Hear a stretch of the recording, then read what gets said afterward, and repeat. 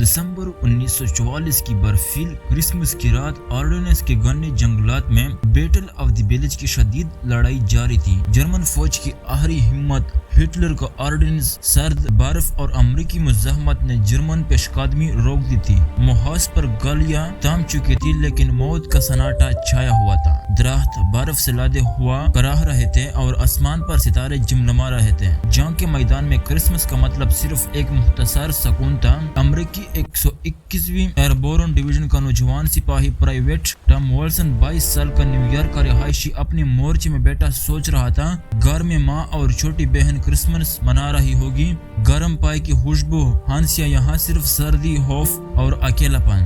جیب میں لکھی اسٹرائک سگریٹ کا پیکٹ ہوم فرنٹ سے آیا تحفہ تھا۔ رات گہری ہوئی تو برف میں قدموں کی آواز آئی۔ ٹام الرٹ ہوا، M1 رائفل اٹھائی۔ کون ہے؟ جواب ملا، ہیلف ہے، ہیلف ہے۔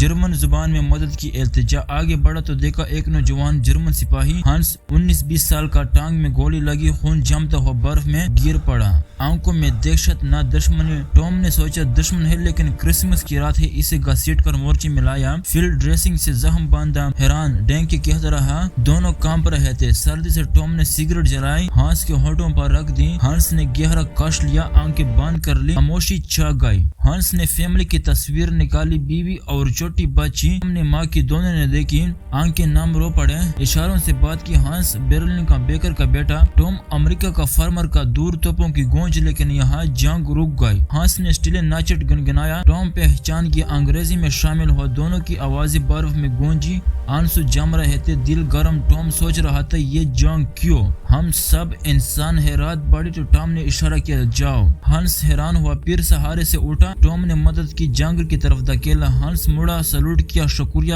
آنکھوں سے غائب ہو گیا۔ ٹام واپس بیٹھا، آخری کاش لیا دور، 4 گھنٹے جنگ جاری، لیکن اس رات انسانیت جیت گئی۔ یہ واقعہ بیٹل آف دی بیلج کے چھوٹے ٹروسز میں سے ایک تھا۔ 1914 کی کرسمس ٹروس کی طرح ورلڈ وار 2 میں بھی ایسے لمحات آئے جب سپاہی دشمنی بلا کر انسان دیکھتے۔ ایک سگریٹ، ایک گانا، ایک مسکراہٹ نے دلوں کو جوڑ دیا۔ ٹام زندہ واپس آیا، بچوں کو بتاتا جنگ میں دشمن نہیں، صرف غلط جگہ پر انسان ہوتے ہیں۔ یہ کہانی یاد دلاتی ہے وحشت میں بھی انسانیت چمک سکتی ہے، امن ممکن ہے اگر ہم انسان دیکھیں تو۔